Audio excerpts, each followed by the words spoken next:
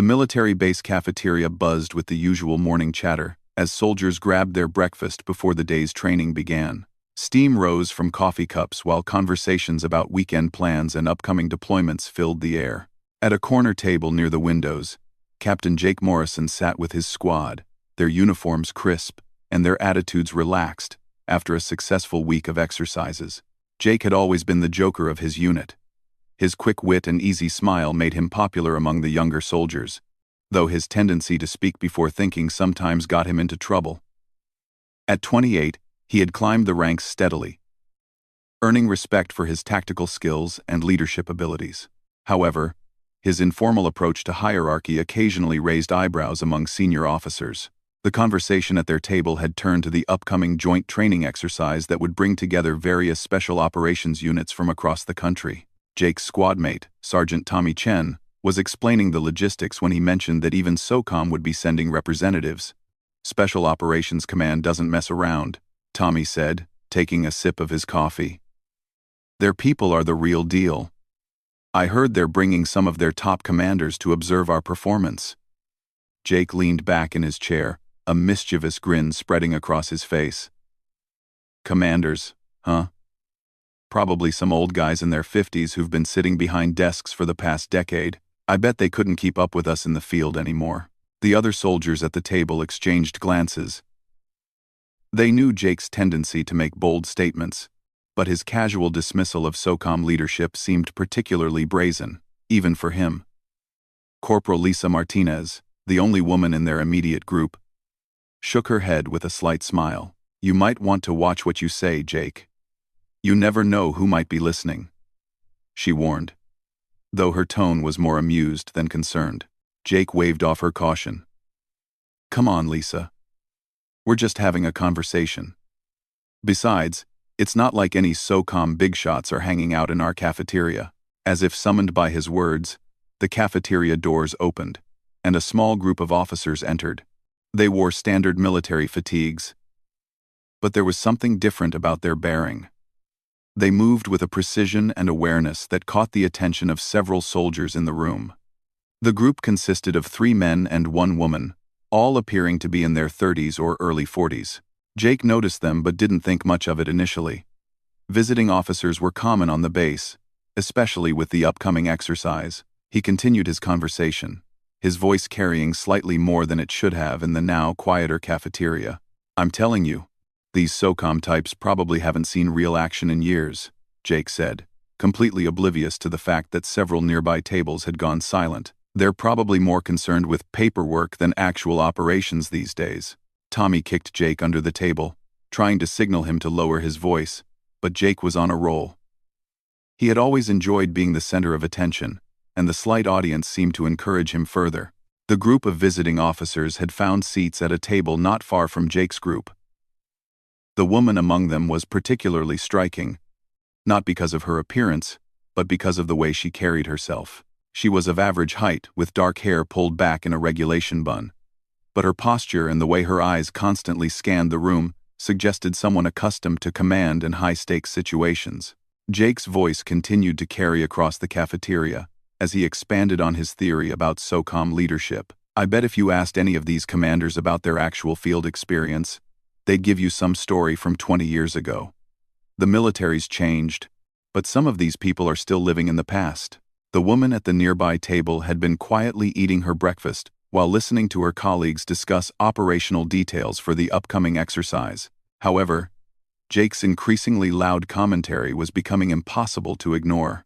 Her companions had also noticed the young captain's running commentary about their organization. Colonel David Park, a longtime SOCOM veteran, leaned toward the woman and whispered, "Should we say something, Commander?" Quote. She shook her head slightly, a small smile playing at the corners of her mouth. Let's see where this goes, David. Sometimes it's interesting to hear what people really think when they believe no one important is listening. Meanwhile, Jake's squad mates were becoming increasingly uncomfortable with his behavior. Lisa had stopped eating entirely and was shooting warning looks at their captain, while Tommy was practically vibrating with nervous energy. Even the usually easygoing Corporal Mike Rodriguez was shifting uncomfortably in his seat. Jake, Maybe we should talk about something else, Mike suggested quietly. But Jake was too caught up in his performance to notice his friend's discomfort. No, no. This is important. We're the ones doing the real work out here. We train harder than anyone. We push ourselves to the limit every day, and then these desk jockeys from SOCOM come in to observe us like we're some kind of experiment. The cafeteria had become noticeably quieter, with many soldiers now openly listening to Jake's impromptu speech. Some looked amused, others appeared mortified, and a few seemed to be enjoying the spectacle of watching someone potentially destroy their career in real time. The woman at the nearby table continued eating calmly, but her colleagues were becoming increasingly tense. Colonel Park kept glancing between her and Jake, waiting for some signal about how to proceed. Major Sarah Williams, another member of their group, was barely containing her indignation at Jake's casual disrespect. Jake, completely oblivious to the atmosphere he was creating, decided to take his commentary in an even more specific direction. And you know what the worst part is? They probably have no idea what it's like to lead soldiers in actual combat situations anymore. They've been promoted so far up the chain that they've forgotten what it means to be in the trenches with your people. This statement finally caused the woman at the nearby table to set down her fork. She turned slightly in her chair. Not enough to face Jake directly, but enough to hear him more clearly. Her expression remained neutral, but there was a sharpness in her eyes that her colleagues recognized immediately. Jake's friends had now completely given up on their breakfast and were focused entirely on trying to telepathically communicate to their captain that he should stop talking immediately. Unfortunately, Jake had never been particularly good at reading social cues, especially when he was enjoying himself. I mean, don't get me wrong, Jake continued, gesturing with his coffee cup. I'm sure they were good soldiers once upon a time. But there's a big difference between theoretical knowledge and practical experience. And I guarantee you that most of these SOCOM commanders haven't had practical experience in years. The woman finally turned around completely, facing Jake's table directly. This movement was subtle, but decisive, and it immediately caught the attention of everyone in their section of the cafeteria. Jake, however, was looking at his squad mates and missed this development entirely. Take combat leadership, for example, Jake said, warming to his topic.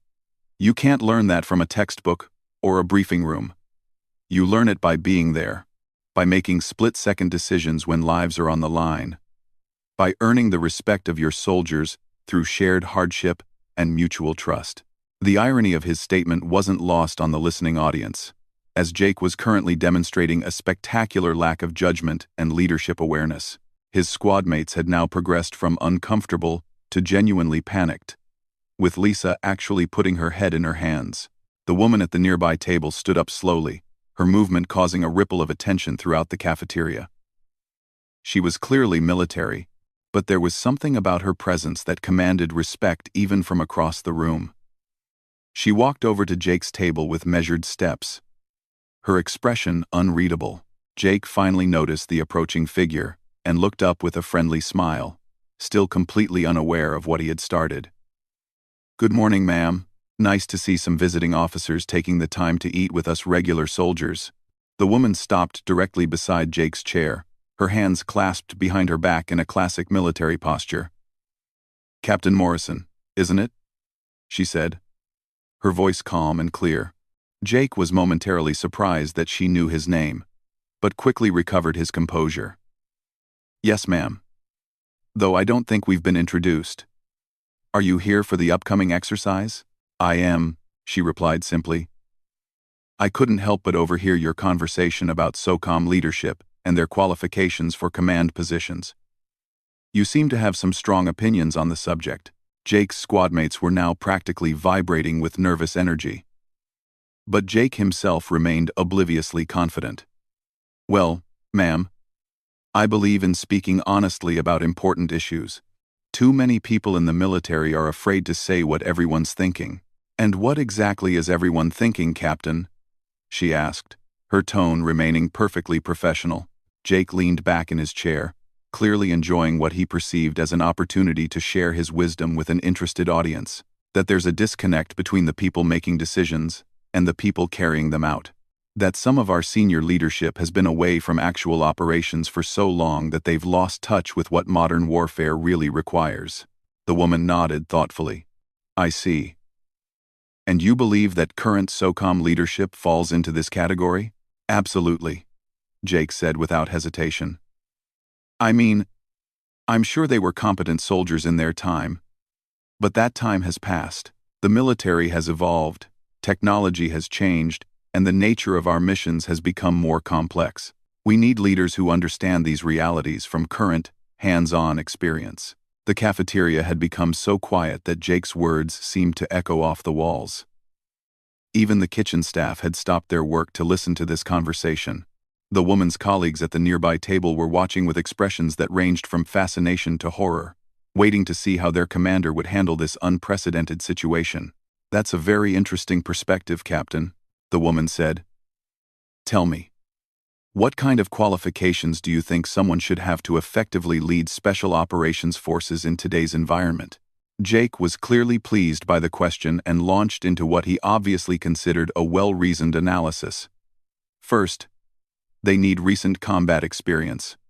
Not something from 10 or 15 years ago, but current, relevant experience with modern tactics and technology. Second, they need to understand the soldiers they're leading. You can't effectively command people whose experiences and challenges you don't share. The woman listened intently, occasionally nodding. And third, they need to be willing to lead from the front. Too many senior officers these days are content to manage from headquarters, while other people do the dangerous work. Real leaders share the risks with their people. Those are certainly admirable qualities in a leader, the woman agreed. And you feel confident that you could assess whether someone possesses these qualifications? Jake's confidence was now in full display. I think most experienced soldiers can recognize authentic leadership when they see it. Yes, ma'am. It's not something you can fake or compensate for with rank insignia. The woman smiled for the first time since approaching their table, though there was something in that smile that Jake's more perceptive squadmates found deeply concerning. Well, Captain Morrison, since you seem so confident in your ability to assess military leadership, perhaps you'd be willing to evaluate my qualifications. Jake looked confused for a moment. Ma'am, I'm not sure I understand. Are you asking me to guess your rank or something? Why don't you start there, she suggested. What rank do you think I hold? Jake studied her for a moment, taking in her bearing and appearance. She was clearly an officer, but without visible rank insignia on her fatigue uniform, he had to make an educated guess based on other factors. Well, based on your age and the fact that you're here as part of a visiting group, I'd say you're probably a major, possibly a lieutenant colonel if you've had a particularly successful career. The woman's smile became more pronounced. And what makes you think that? Jake felt he was on solid ground now, analyzing something concrete rather than engaging in abstract discussion. You're probably in your late 30s or early 40s, which fits the timeline for those ranks. You carry yourself like an officer, but you don't have the worn-down look that comes with decades of high-level responsibility. Plus, they probably wouldn't send anyone too senior to observe a training exercise like this. I see, the woman said. And based on that assessment, you would conclude that I fall into the category of leaders who have lost touch with current operational realities? Jake hesitated for the first time since the conversation began, finally sensing that he might be walking into something. However, his pride and his audience prevented him from backing down now. Well, ma'am, with all due respect, if you're a major or lieutenant colonel visiting from a staff position, then yes, you probably haven't had significant field experience recently. That doesn't mean you're not a good officer, just that your perspective might be more theoretical than practical. The woman nodded thoughtfully. That's a fair assessment based on the information you have, Captain. However, I think there might be a few details about my background that would surprise you. Jake's squadmates had given up any pretense of eating and were now staring at their captain with expressions of pure dread. The rest of the cafeteria had also become completely silent, creating an atmosphere that even Jake was beginning to find unsettling. Oh? Jake said, trying to maintain his casual confidence despite the growing sense that something was going very wrong. Yes, the woman replied. For instance, you assumed I hold the rank of major or lieutenant colonel, and that I work in a staff position. You also suggested that I haven't had recent combat experience or significant field responsibility. Jake nodded slowly, no longer sure where this conversation was heading but committed to seeing it through. The woman's smile faded, and her expression became serious but not unkind. Captain Morrison, my name is Colonel Rebecca Chen, and I am the current commander of the United States Special Operations Command. The silence that followed this revelation was so complete that Jake could hear his own heartbeat. The words seemed to hang in the air, refusing to be processed by his stunned mind. Around him, he was vaguely aware of his squadmates' faces draining of color, and several other soldiers in the cafeteria barely suppressing gasps of shock.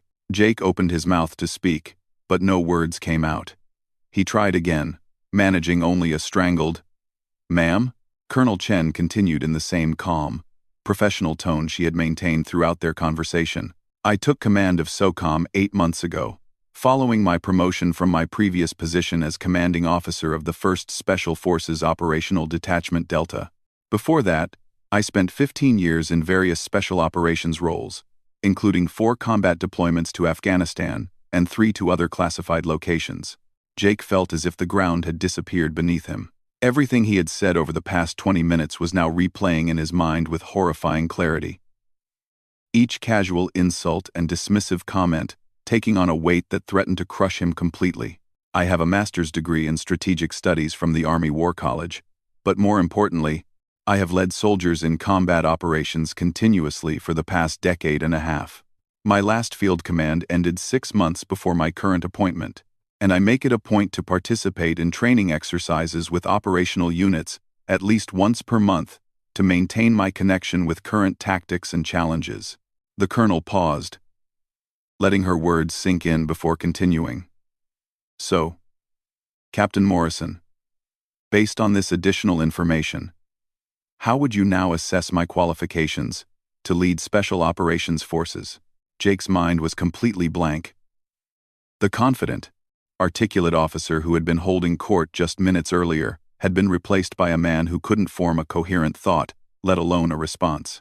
He sat frozen in his chair, staring up at the woman who represented everything he had just finished mocking, and tried desperately to find some way to salvage the situation. But there was no salvaging this. He had just spent 20 minutes explaining to the commander of Special Operations Command why she and people like her were unqualified to do their jobs. The irony was so complete, so devastating, that Jake wondered if this was actually happening or if he was experiencing some kind of elaborate nightmare. The silence stretched on for what felt like hours but was probably only 10 or 15 seconds. Jake's face had gone through several color changes, settling on a pale shade that matched the growing horror in his eyes. Around him, his squadmates sat frozen, afraid to move or speak, as if any motion might somehow make this situation even worse than it already was. Colonel Chen waited patiently for Jake to process what she had told him. Her expression wasn't angry or vindictive. Instead, she seemed genuinely curious about how he would respond to this complete reversal of everything he thought he knew about the situation. Finally, Jake managed to find his voice, though it came out as barely more than a whisper. "Colonel Chen, ma'am, He stopped, swallowed hard, and tried again. "I had no idea who you were. You thought I was a staff officer with no real experience," she finished for him. "Yes, I gathered that from your earlier comments." Jake nodded miserably, unable to meet her eyes. "Yes, ma'am. I was completely wrong, and I apologize." Colonel Chen pulled out the empty chair at their table and sat down, a move that surprised everyone present. In most military encounters like this, the senior officer would remain standing, using their physical position to emphasize the power dynamic. By sitting, she was signaling something different, though Jake was too panicked to fully understand what that might be. "Captain Morrison," she said, "I want you to understand something important. Your apology is noted, but I'm more interested in understanding the thinking behind your comments than in receiving an apology for them." Jake looked up, confused. "Ma'am? You expressed some very specific concerns about SOCOM leadership," she continued. "You talked about the importance of recent combat experience. of understanding the soldiers you lead, and of being willing to lead from the front. These aren't unreasonable expectations to have of senior military leaders. Jake's squad mates exchanged glances, unsure where this conversation was heading. They had expected immediate and severe consequences for their captain's behavior, not a seemingly thoughtful discussion about leadership philosophy. Colonel Chen continued. The problem isn't that you have opinions about military leadership. The problem is that you made assumptions about people you knew nothing about, and then broadcast those assumptions loudly enough for half the cafeteria to hear. Jake nodded, beginning to understand that this was about more than just his incorrect guess about her rank and position. Yes, ma'am. You're absolutely right. Are you aware, the colonel asked, of who else is in this cafeteria right now? Jake looked around nervously, suddenly realizing that he had been so focused on his own performance that he had paid no attention to his audience. For the first time, he noticed that several tables were occupied by officers he didn't recognize, all wearing the same type of unmarked fatigues as Colonel Chen's group. No, ma'am, he admitted. Colonel Chen gestured toward her original table. Those are 3 other SOCOM officers who came with me to observe your unit's training exercise. Colonel David Park has been in special operations for 22 years and has more combat deployments than I can count. Major Sarah Williams just returned from an 18-month assignment in Syria, where she led a joint task force in counterterrorism operations. Lieutenant Colonel Marcus Johnson commanded the team that rescued 15 hostages from a terrorist compound in West Africa 6 months ago. With each name and accomplishment, Jake felt himself shrinking further into his chair. These weren't the out-of-touch desk officers he had been describing. They were exactly the kind of experienced, combat-proven leaders he claimed to respect. But it's not just my team, Colonel Chen continued. Look around the room, Captain. Really look. Jake forced himself to survey the cafeteria more carefully. What he saw made his stomach drop even further. At a table near the back, he recognized a face from military publications, a Medal of Honor recipient who now served in a senior Pentagon position. At another table, 3 officers were quietly discussing something over maps, and Jake realized that one of them was wearing the distinctive beret of Army Special Forces. This base is currently hosting not just our training exercise, but also a senior leadership conference that brought together special operations commanders from across all service branches, Colonel Chen explained.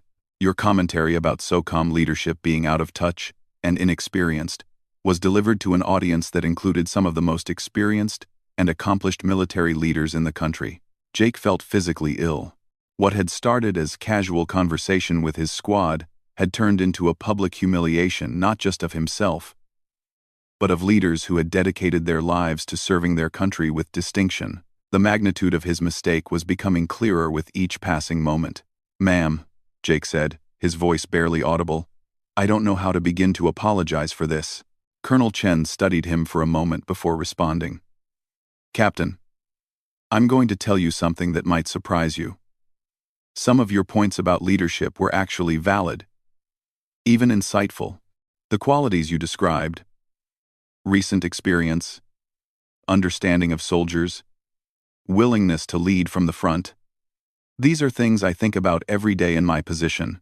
Jake looked up, surprised by this unexpected acknowledgement. The military is a large organization, and like any large organization, it sometimes struggles with communication between different levels, she continued. There are legitimate concerns about senior leaders staying connected with the realities faced by junior officers and enlisted soldiers. These are important conversations to have.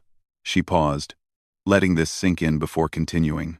However, there's a significant difference between having legitimate concerns about leadership accountability and making sweeping generalizations about people you've never met, based on assumptions you've never tested. Jake nodded, beginning to understand the lesson she was trying to teach him.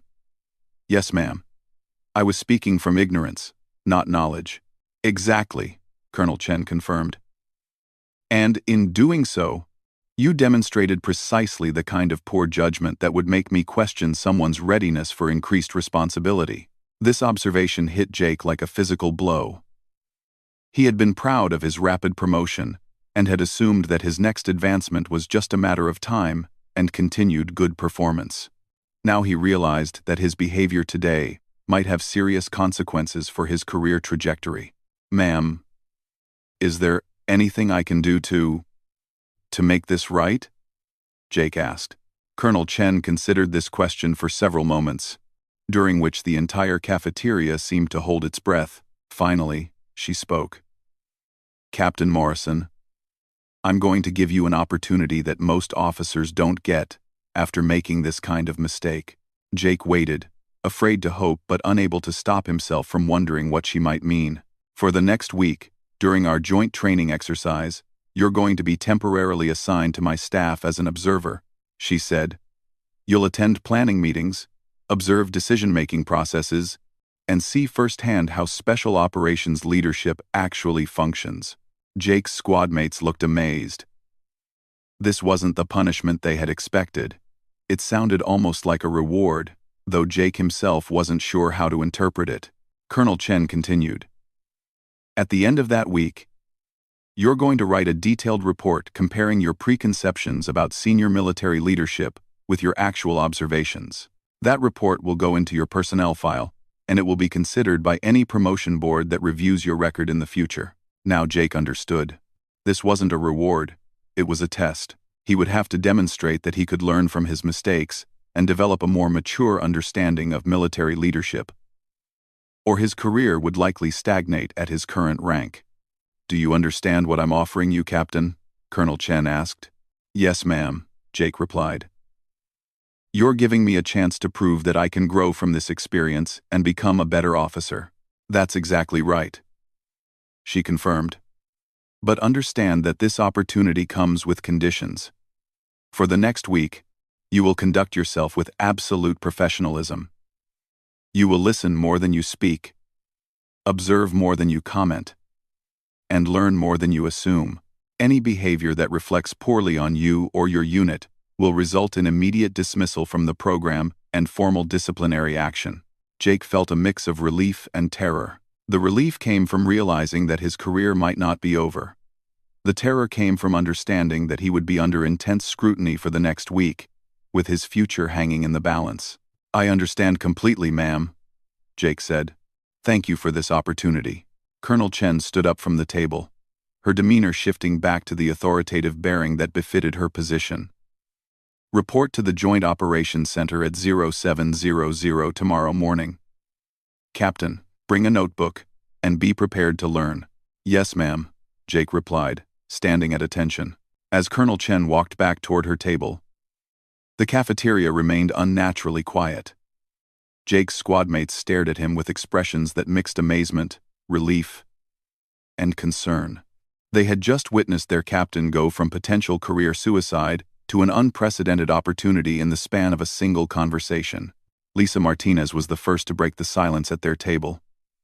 Jake, she whispered, do you realize what just happened? Jake sat back down heavily, his mind still trying to process the entire encounter. I think I just learned more about leadership in 20 minutes than I have in the past 5 years, he said quietly. Tommy Chen shook his head in disbelief. I can't believe she's giving you a chance to work with her staff. Most officers would have had you written up and transferred after what you said. She's testing me, Jake realized aloud. This whole assignment is a test to see if I can actually learn from this experience, or if I'm just going to keep making the same kinds of mistakes. Mike Rodriguez leaned forward. So what are you going to do? Jake looked around the cafeteria, taking in the faces of the officers he had unknowingly insulted. Many were still watching him, their expressions ranging from curious to skeptical. He realized that his reputation among this group was probably damaged beyond immediate repair. But Colonel Chen was giving him a chance to demonstrate that he could become someone worthy of their respect. I'm going to prove that I can be better than I was this morning, Jake said with quiet determination. I'm going to learn everything I can about what real leadership looks like, and I'm going to make sure that I never again speak from ignorance about things I don't understand. As the morning wore on and the cafeteria gradually returned to normal conversation levels, Jake remained at his table, thinking about the week ahead. He understood now that Colonel Chen's offer wasn't just about correcting his misunderstandings about SOCOM leadership. It was about fundamentally changing how he approached his role as an officer and his relationships with both superiors and subordinates. The young captain who had walked into the cafeteria that morning, confident in his opinions and casual in his disrespect, was gone. In his place sat someone who was beginning to understand that true leadership required humility, wisdom, and a deep respect for the experience and sacrifices of others. Over at her table, Colonel Chen was explaining to her colleagues what she had just done and why. They had watched the entire encounter with fascination and were curious about her decision to offer Jake an opportunity rather than simply pursuing disciplinary action. "Rebecca," Colonel Park said quietly, "that was either very generous or very risky. Why didn't you just have him written up?" Colonel Chen considered the question. "Because he's young, and his mistakes came from ignorance rather than malice. More importantly, some of his underlying concerns about leadership accountability were actually legitimate, even if his expression of them was completely inappropriate." Major Williams nodded thoughtfully. "You think he can actually learn from this?" "I think he's about to find out what real leadership looks like, and that experience will either humble him into becoming a better officer or reveal that he doesn't have the character for continued advancement," Colonel Chen replied. "Either way, it's a more valuable lesson than anything a formal reprimand could teach him."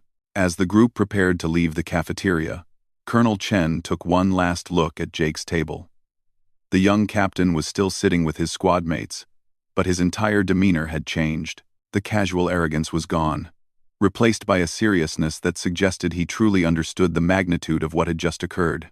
"Besides," Colonel Chen added to her colleagues, "in 7 days, we'll know for certain what kind of officer Captain Morrison really is, and he'll know what kind of leaders we really are." 6 months had passed since the infamous cafeteria encounter that nearly destroyed Captain Jake Morrison's military career.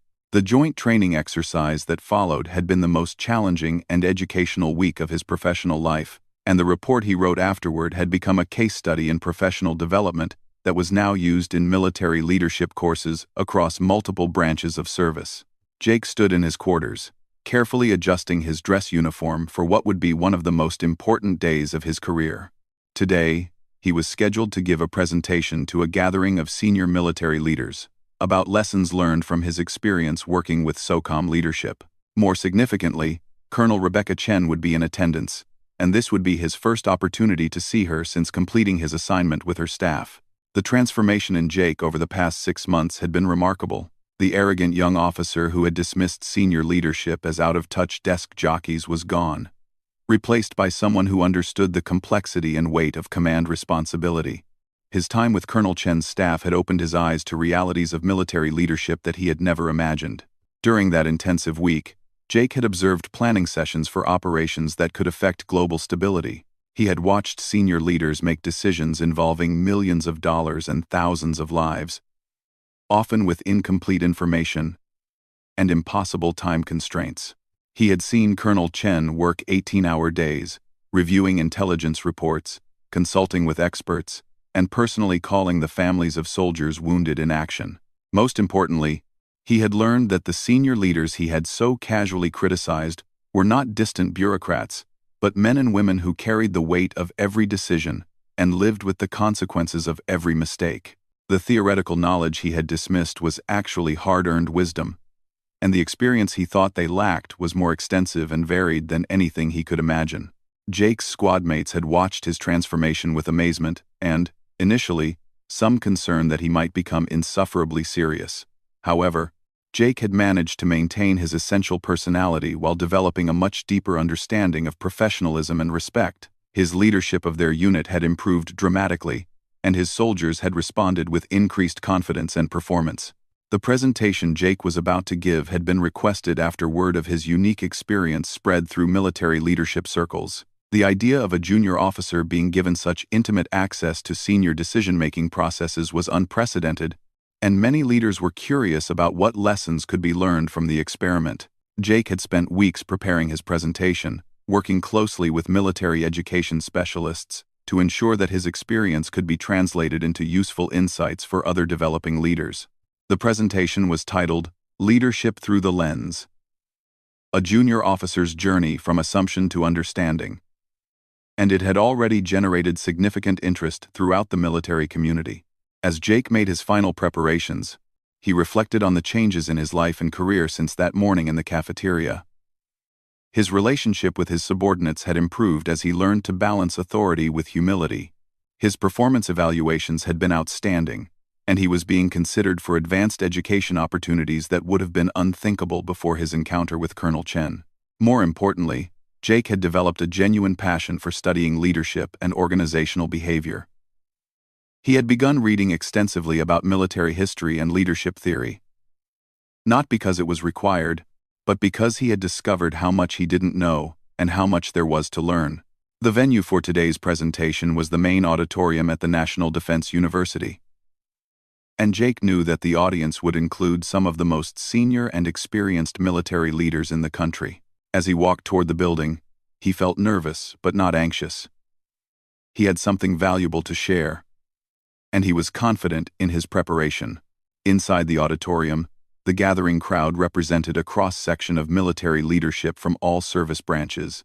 There were generals and admirals, senior colonels and captains, and a selection of mid-level officers who had been chosen to attend because of their potential for future leadership roles. The diversity of experience and expertise in the room was impressive, and Jake felt honored to have been given this platform.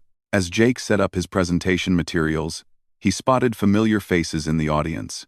His former squadmates, Tommy Chen and Lisa Martinez, had been invited to attend, along with their new commanding officer, who had heard about Jake's experience and wanted to observe firsthand. Near the front of the auditorium, Jake saw Colonel David Park and Major Sarah Williams, both of whom had been part of Colonel Chen's staff during his week of observation. Finally, Jake saw Colonel Chen herself, sitting in the third row with several other senior officers. She had been promoted again since their last meeting, and now wore the stars of a brigadier general. Her presence both motivated and intimidated Jake, as he knew that her assessment of his presentation would carry significant weight with the rest of the audience. The moderator, a brigadier general from the Army War College, introduced Jake with a brief summary of his background and the unique circumstances that had led to this presentation. As Jake walked to the podium, he could hear murmurs from the audience as people discussed what they expected to hear from someone who had gained such unusual access to senior leadership processes. Jake began his presentation with a candid acknowledgement of the mistakes that had created his opportunity. 6 months ago, I was a confident young captain who thought he understood military leadership well enough to criticize it publicly. Today, I stand before you as someone who has learned that confidence without knowledge is not just useless, but dangerous. This opening immediately captured the audience's attention. Rather than trying to minimize his mistakes or present himself in the best possible light, Jake was choosing to begin with complete honesty about his failings. This approach set a tone of authenticity that resonated throughout the auditorium. Jake continued by describing his preconceptions about senior leadership and how those preconceptions had been systematically dismantled during his week with SOCOM staff. He talked about watching Colonel Chen receive a middle-of-the-night phone call about a mission gone wrong, and then spending the next 6 hours personally coordinating rescue efforts while simultaneously briefing senior Pentagon officials and preparing to notify families of casualties. I had assumed that senior leaders were removed from the human cost of their decisions, Jake explained. What I learned was that they carry that cost with them every day, and that their apparent emotional distance is often a professional necessity that protects their ability to make difficult decisions under pressure. The audience was clearly engaged, with many taking notes as Jake shared specific examples of leadership challenges he had observed. He talked about the complexity of resource allocation decisions that affected multiple units and operations simultaneously. He described the difficulty of balancing operational security with the need to maintain morale and communication with families back home. One of the most powerful moments in Jake's presentation came when he discussed a planning session he had observed for a humanitarian relief operation. I watched senior leaders spend 12 hours developing contingency plans for an operation that might never happen, involving scenarios that seemed almost impossible to predict. I initially thought this was excessive planning for an unlikely event. 3 weeks later, that exact operation was executed flawlessly, and the advanced planning saved dozens of lives. Jake's presentation included specific recommendations for how junior officers could better prepare themselves for senior leadership roles. He emphasized the importance of understanding the broader context of military operations, developing analytical skills that went beyond tactical considerations, and maintaining the humility necessary for continuous learning. The most important lesson I learned, Jake said as his presentation neared its conclusion, was that effective leadership requires you to be comfortable with being wrong, being challenged, and being constantly tested. The leaders I observed were not successful because they had all the answers, but because they knew how to find the right answers and make the best decisions with incomplete information. As Jake finished his formal presentation and opened the floor for questions, the audience response was immediate and enthusiastic. Questions came from officers at all levels, covering topics ranging from practical leadership techniques to broader questions about military education and professional development. One particularly insightful question came from a Navy captain who asked about the relationship between tactical expertise and strategic thinking. Jake's response demonstrated how much his perspective had evolved. I used to think that tactical excellence was the most important qualification for leadership. What I learned was that tactical excellence is necessary but not sufficient. Strategic thinking requires a different set of skills, and the transition from tactical to strategic leadership is one of the most challenging aspects of military career development. Another question, from an Air Force colonel, focused on how junior officers could seek out opportunities for broader leadership education. Jake's answer reflected both his personal experience and his observations of successful leaders. The most important thing is to actively seek out perspectives that challenge your assumptions.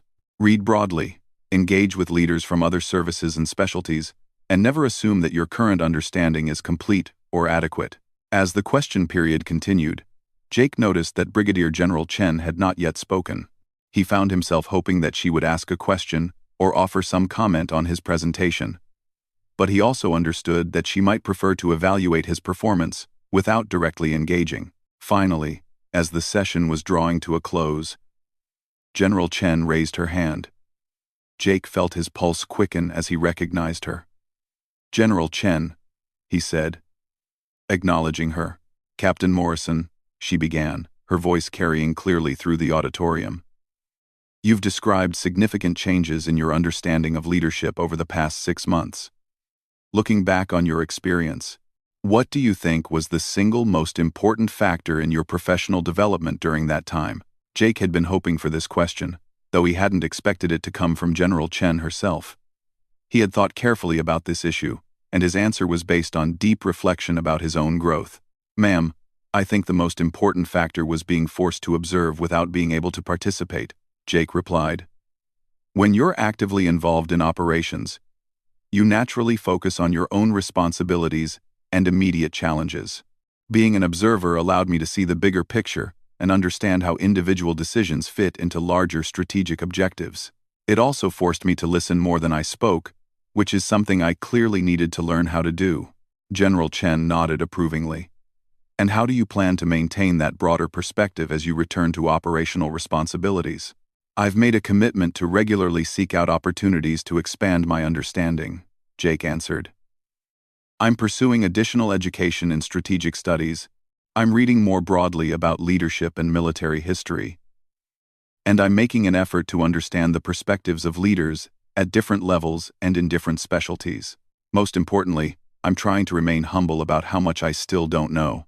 General Chen's response surprised everyone in the auditorium, including Jake himself. "Captain Morrison, I want to offer you another opportunity that builds on your recent experience. We're developing a new program that pairs promising junior officers with senior leaders for extended mentorship relationships. Based on your performance over the past 6 months and what I've observed today, I'd like to invite you to participate in the pilot program for this initiative." Jake was stunned. This was far beyond anything he could have imagined when he had started preparing for today's presentation. "Ma'am, I would be honored to participate in such a program." "Good," General Chen replied. "We'll discuss the details after today's session. But I want you to know that this opportunity comes with even higher expectations than your previous assignment. You'll be representing not just yourself, but the potential of this new approach to leadership development." As the formal session concluded and the audience began to disperse, Jake was approached by numerous officers who wanted to discuss his experience in more detail. The response to his presentation had been overwhelmingly positive, and several leaders mentioned that they were planning to incorporate his insights into their own leadership development programs. Tommy Chen and Lisa Martinez were among the first to reach Jake after the session ended. Their pride in their former captain's transformation was evident, and they were amazed by the opportunity General Chen had just offered him. "Jake," Lisa said, "I can't believe how much you've changed. 6 months ago, you were about to destroy your career. And now you're being offered opportunities that most officers only dream about." Tommy added, "More importantly, you've become a completely different kind of leader. The way you handled yourself today, the way you talked about learning and growth. That's not the same person who was shooting his mouth off in the cafeteria." Jake appreciated their support, but he also understood that his transformation was ongoing rather than complete. "I've learned a lot, but I've also learned how much more there is to learn. The difference is that now I'm excited about that challenge rather than intimidated by it." As the crowd thinned out, General Chen approached Jake for their private conversation about the new mentorship program. Her demeanor was warm but professional, reflecting the complex relationship they had developed over the past 6 months. "Captain," she began, "I want you to understand that my offer today wasn't just based on your presentation, though that was excellent. It was based on reports I've received about your performance and leadership over the past 6 months. You've demonstrated that you can not only learn from your mistakes but actually use them as a foundation for significant improvement." Jake felt deeply gratified by this recognition, but he also understood the responsibility that came with it. "General, I want you to know how grateful I am for the opportunity you gave me 6 months ago. It changed my life and my career in ways I'm still discovering. That's exactly why I'm offering you this new opportunity," General Chen replied. "You've proven that the right kind of challenge, combined with genuine commitment to growth, can transform a good officer into a potentially great leader. Now, we want to see if this approach can work for other developing leaders." As they discussed the details of the new mentorship program, Jake realized that his journey from the cafeteria encounter to today's presentation was just the beginning of what he hoped would be a lifetime of learning and service. The arrogant young captain who had thought he knew everything about leadership was gone, replaced by someone who understood that true expertise required constant learning, genuine humility, and deep respect for the experience and wisdom of others. 6 months earlier, Jake had asked about General Chen's rank as a joke, expecting to demonstrate his own cleverness. Today, he understood that her answer had revealed not just her position, but the depth of character, experience, and dedication that true military leadership required. More importantly, he had learned that becoming worthy of such leadership was not about reaching a destination, but about committing to a journey of continuous growth and service to something larger than himself.